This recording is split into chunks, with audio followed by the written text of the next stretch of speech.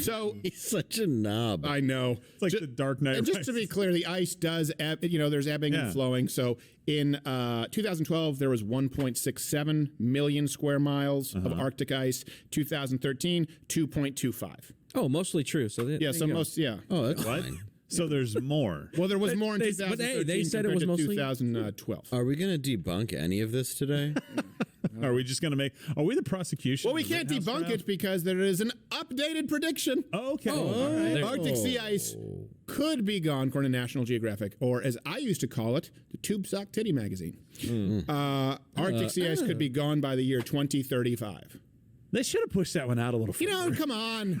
I mean, 60 is what I was Give thinking. yourselves a little slack. Yeah, so, after breaking down all of these failed predictions, I think that we've all come to a conclusion, naturally.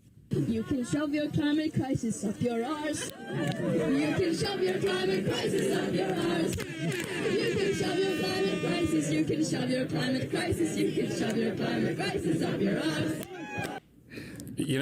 I agree. I couldn't have said it better. What's going on, everyone? It's Talks with Kenny here today. We're reacting to a video from Steven Clowder about climate change claims.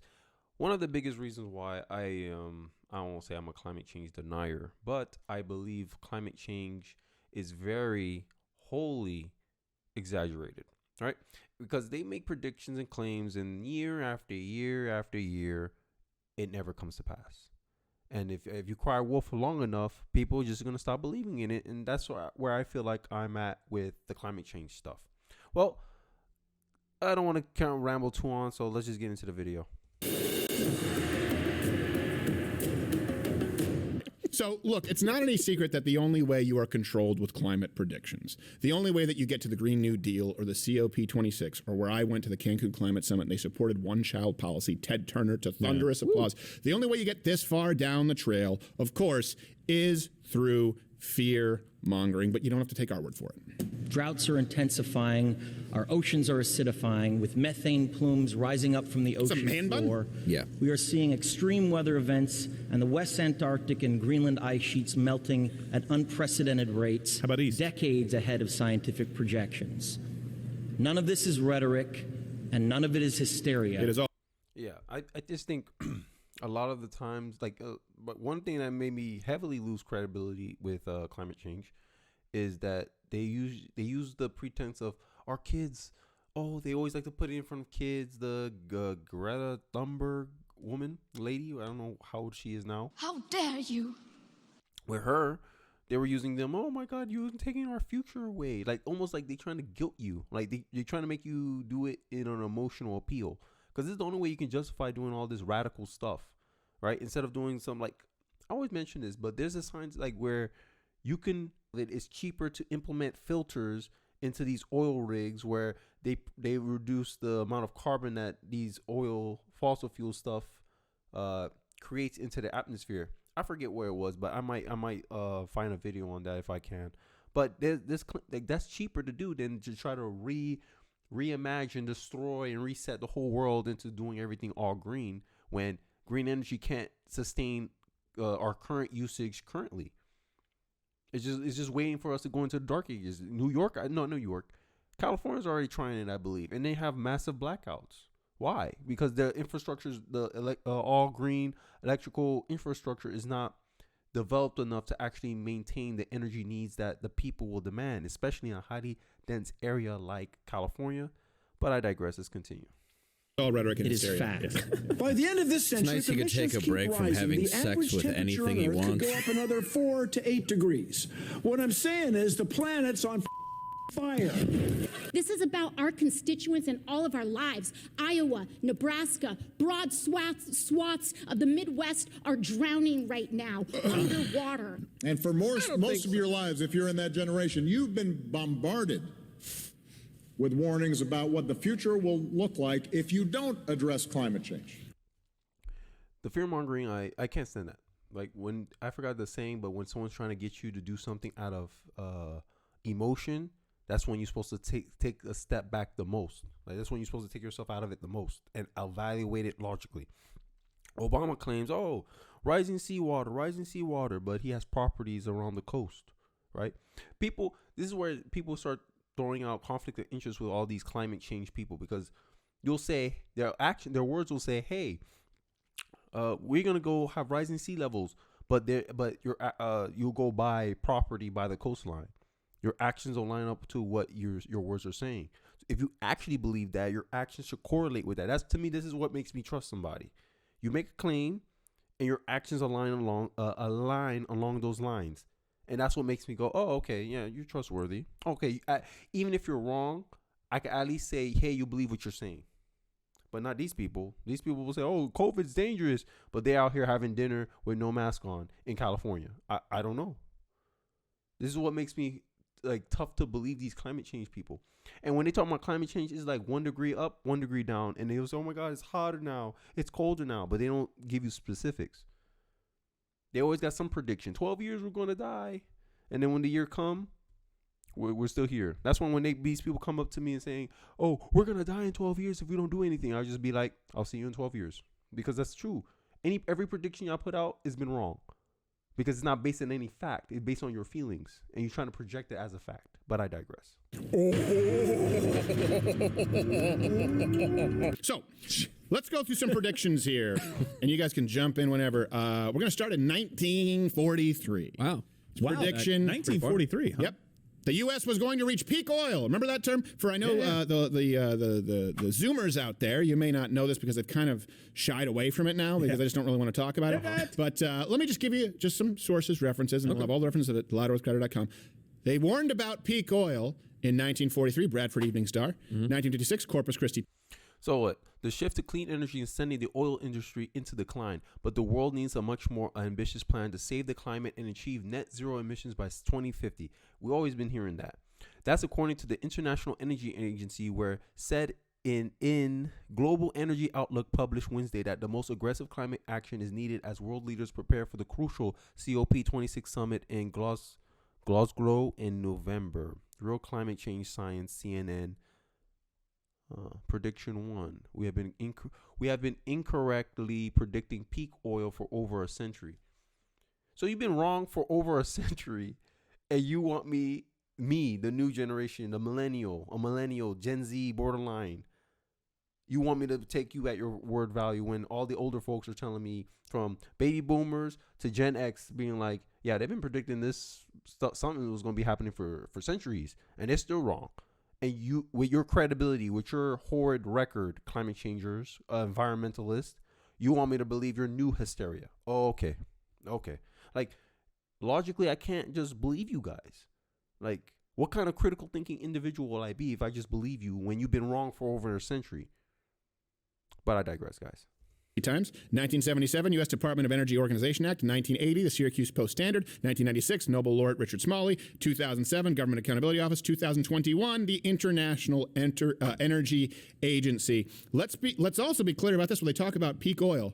In 2018, it was either 18 or 19, the United States was a net exporter of oil for the first time in God knows how long. It might have been the first time ever. I know it's the first time on modern record, but we went back. Oh, well. Yeah, no, because the environment's better off when we're begging a Saudi prince to light our homes. And this is another thing that what really frustrates me with the climate change stuff is that we're doing things that inevitably set us up for even like worse outcome, right?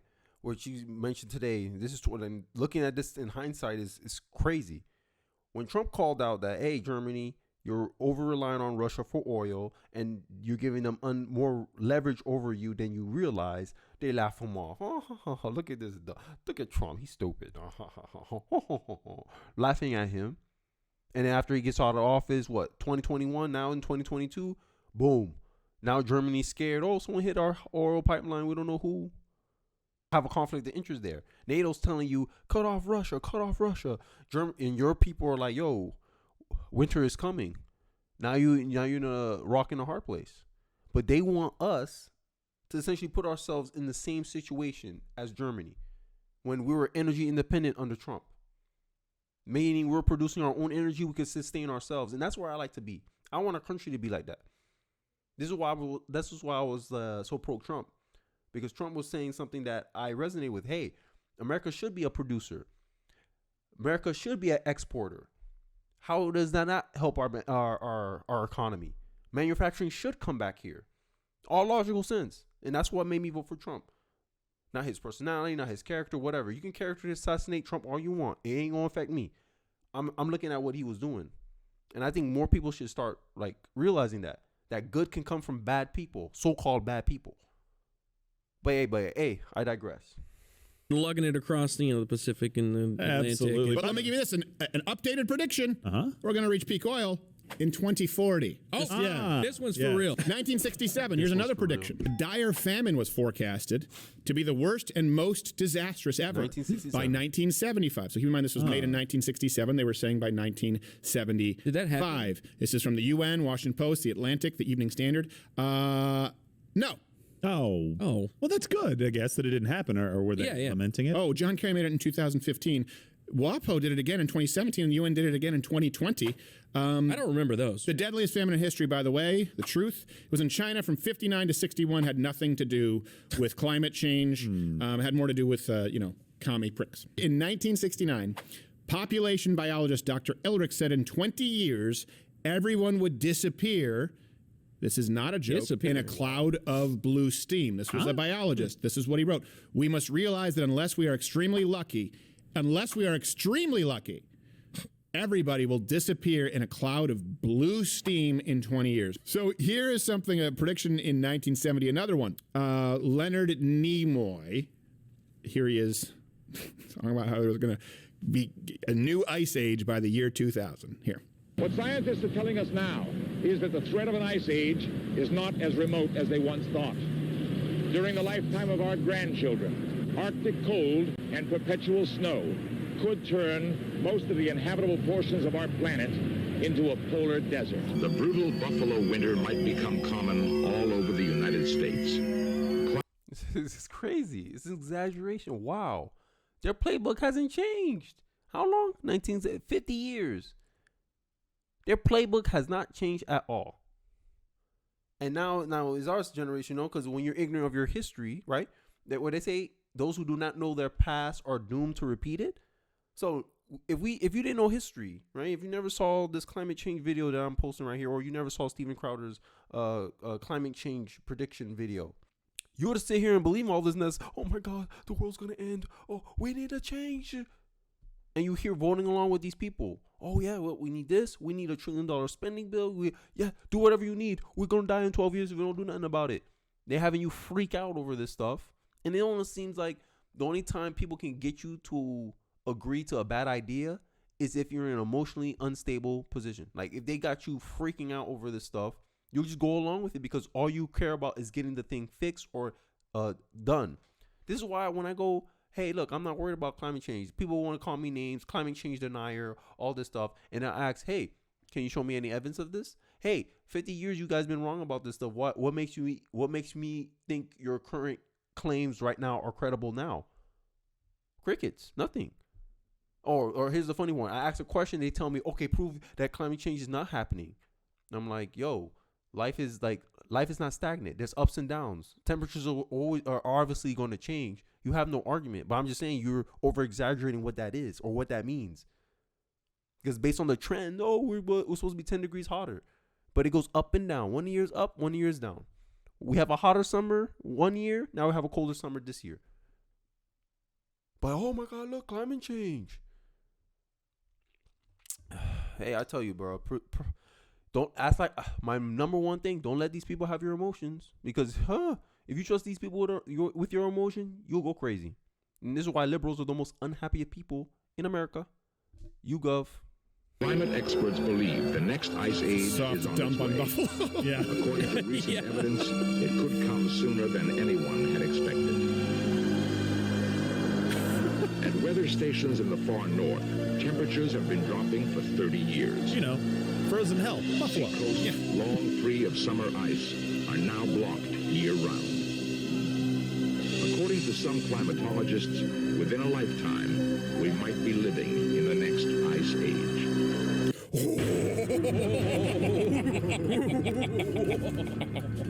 What, you couldn't hire Kirk? Too busy. Wow. This made me remember an argument I had with one of my friends who was a big like climate change guy, and I just asked him a simple question. I said, "Hey, if humans, like, if our activities was causing all this climate change now, what caused the ice age to happen in the first place when humans didn't have the technology to actually affect the climate that we do now?" And honestly, he didn't have an answer. I was like, I said, so if climate change happened on its own, is climate change necessarily a bad thing? Or is it just our hubris as humans thinking that the world should be a certain way, when in reality, the nature is chaotic? Nature is supposed to do what nature does. Hurricanes happen every day. All of a sudden, because we perceive the hurricane as something bad, that hurricanes should not exist in this world anymore? That's how I look at these climate change, these environmentalists. They have a vision of how the world is supposed to be and act. It's not supposed to be this hot. It's not supposed to be this cold. And they think, oh, because it's not meeting their expectation, that something is wrong with the world.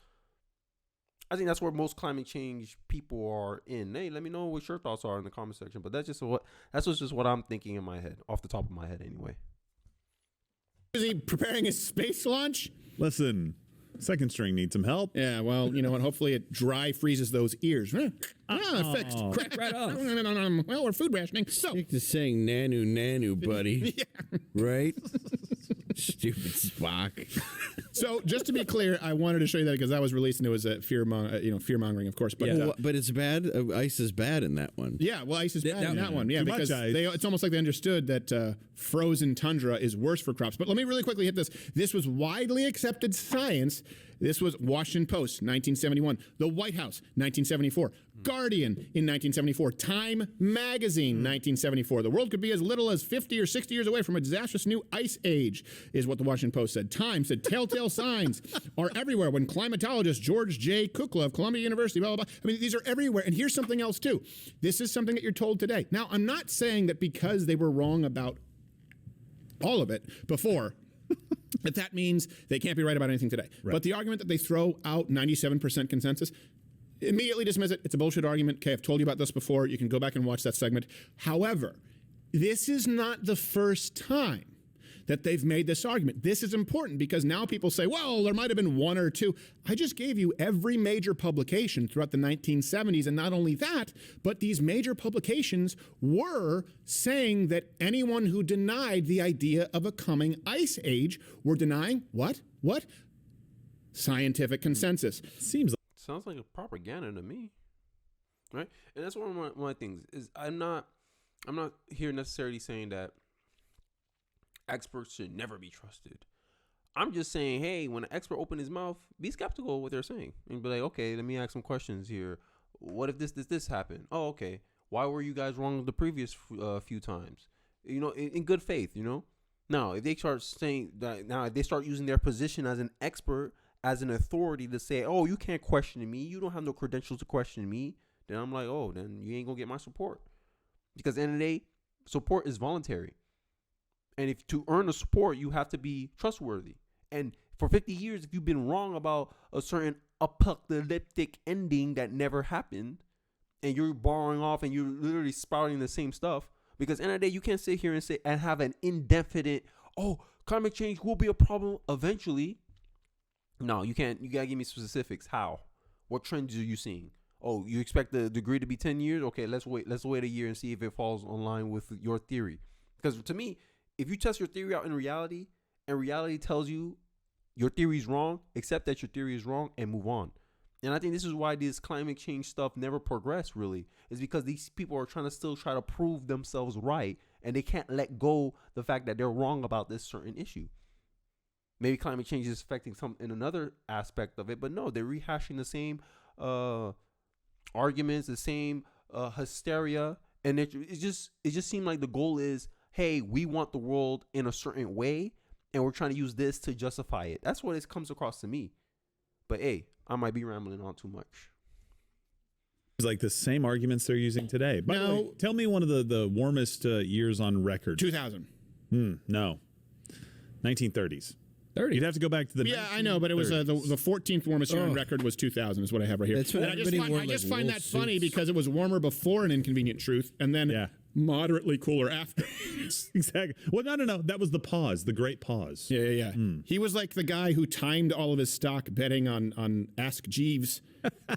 He couldn't have picked a worse time, Al Gore. Bought American Airlines on September 10th. Here's another prediction. In 1989, rising sea levels would drown countries by the year 2000.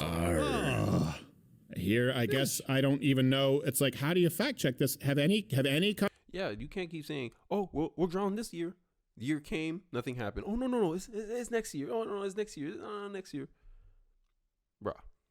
I think we heard that. Like, we got to slice at every little bit of argument. I'm not going to go through the whole video, but it's just to clarify what I was going with this is that climate changes, y'all got a big, I guess, handicap against y'all because y'all already seen as uncredible, at least to people who are informed about your 50 years of failure, right? And this is why it's so, like, climate change is so important for people in college, in the younger crowd, Gen Z, younger millennials, because we don't have the life experience or the age to know the previous claims y'all are wrong about.